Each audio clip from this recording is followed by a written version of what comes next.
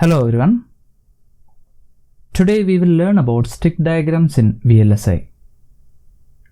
A stick diagram in VLSI is a type of diagram that is used to lay out a transistor cell. In a CMOS circuit diagram or in a schematic, there will be different types of layers like diffusion layers that can be of N or P type, then different metal layers, polysilicon layers, etc. Stick diagrams are a straightforward way of recording topography and layer informations. It uses certain color codes to represent different layer informations. It displays all the components, their interconnections, and the relative position of the elements present in the schematic. Then, in order to draw the stick diagram, we have to follow certain rules. Now, we may check the rules to be followed. Also note that a stick diagram is a typical approach to symbolic design. It does not include the actual size of the transistors or the metal layers. Now about the rules. First rule is use proper color codes for different layers involved in the CMOS circuits. Blue stick is used for representing metal layer 1. There are usually several layers of metals in CMOS circuits, each separated by an insulating layer. Then the metal layer above the polysilicon gate is the first level metal or metal 1. The next is the second layer metal, or we can call it as metal 2, and so on, metal 3, metal 4. Next is polysilicon or poly layer. Red stick is used to represent polysilicon layers.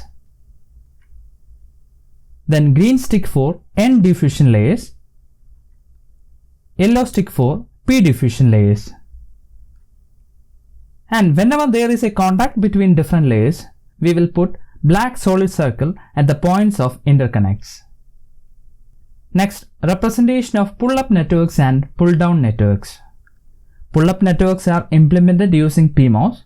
At the same time, pull-down networks are implemented using NMOS. Now the representation of a PMOS transistor. This diagram represents the cross-sectional view of a PMOS. The source and drain of PMOS are constructed by diffusing P+ layers on the N substrate. The source and the drain, they are separated by a polysilicon gate. Now we have to represent the top view of this PMOS. The source and drain are P diffusion layers. P diffusion layers can be represented by an yellow stick. The source and the drain, it is separated by a polysilicon layer. So a red polysilicon layer, crosses through this P diffusion layer and separates source and the drain. This is the stick diagram of a single PMOS transistor. Similarly, we can draw the stick diagram of an NMOS. This is the cross-sectional view of the NMOS, N-type source and N-type drain. They are separated by a polysilicon gate. Green stick is used to represent N-type source and drain. Crossed red polysilicon, it separates source and the drain. This rule is very important. Whenever a polysilicon layer crosses either an N+ layer or a P layer, a transistor will be formed. We can check it. This is an N layer. When a polysilicon crosses this N layer, a transistor is created. This is an NMOS. Similarly, when polysilicon crosses a P diffusion layer, a PMOS will be formed. Be very cautious while drawing this stick diagram, because if you accidentally crosses a P or N diffusion layer with a polysilicon layer, a transistor will be formed, and that may not be part of your real schematics. So be very careful while drawing the stick diagrams. Okay. In CMOS, a demarcation line, that is a dotted line in brown, drawn to separate N and P transistors. As shown in the figure, a brown dotted line, it is used to separate pull-up networks and pull-down networks. This line is known as demarcation line. Next is about the crossovers of layers. Whenever two sticks of the same color crosses, there is always a connection. Check the figure. Here two N diffusion layers are crossing, and definitely there will be a connection. Since the layers are of same type, there is no need to specially point out the connections. Okay. Another figure. This time two metal layers are crossing, and there will be a connection at this point. Another one. Two polysilicon layers meets, and since the layers are of same type, there will be a connection at this point. Another rule.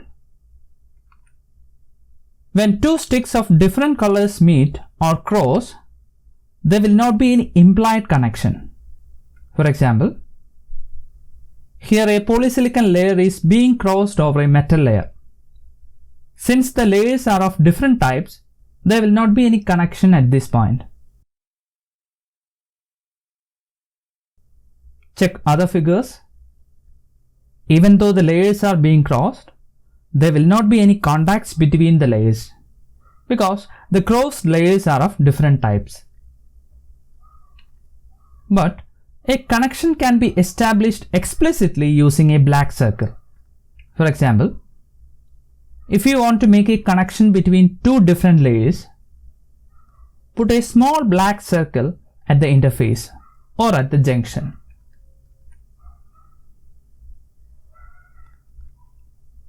Now we will try to draw the stick diagram of a simple CMOS inverter.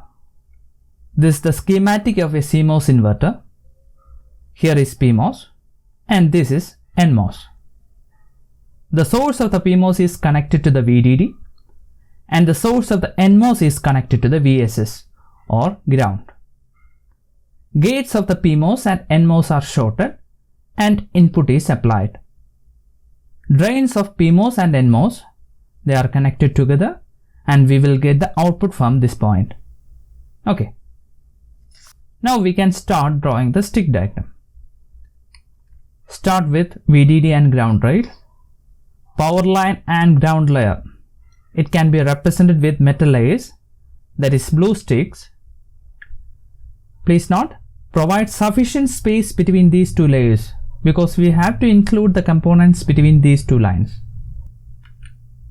Then draw the demarcation line at about the middle point to separate PMOS and NMOS transistors.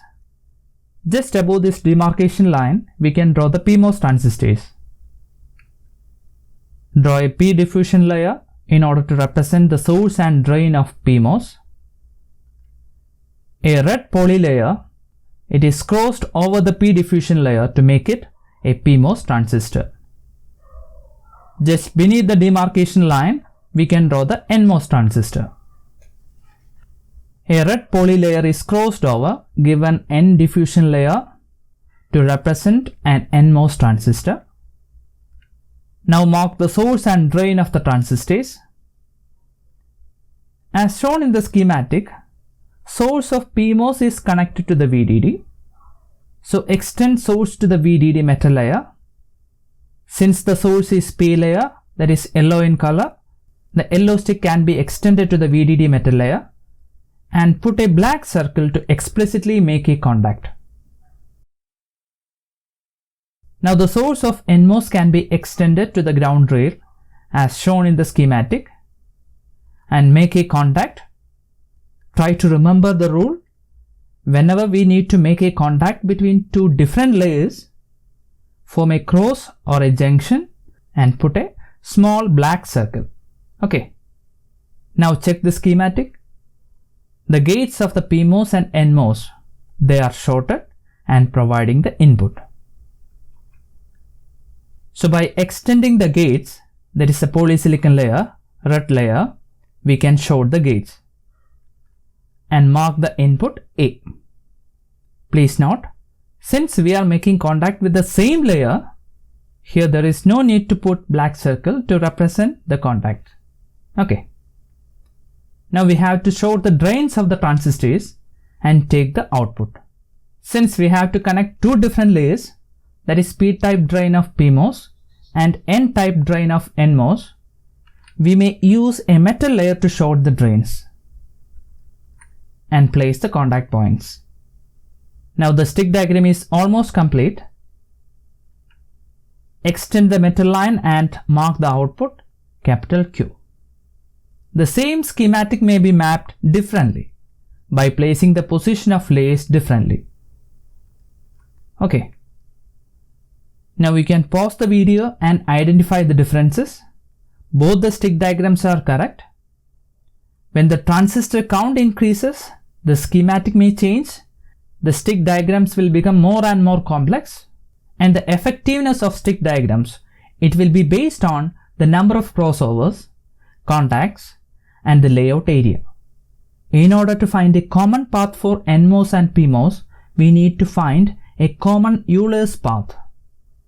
In the next class, we will discuss about optimum gate ordering of CMOS logic gates, which is used by Euler's path approach. Okay, see you in the next class.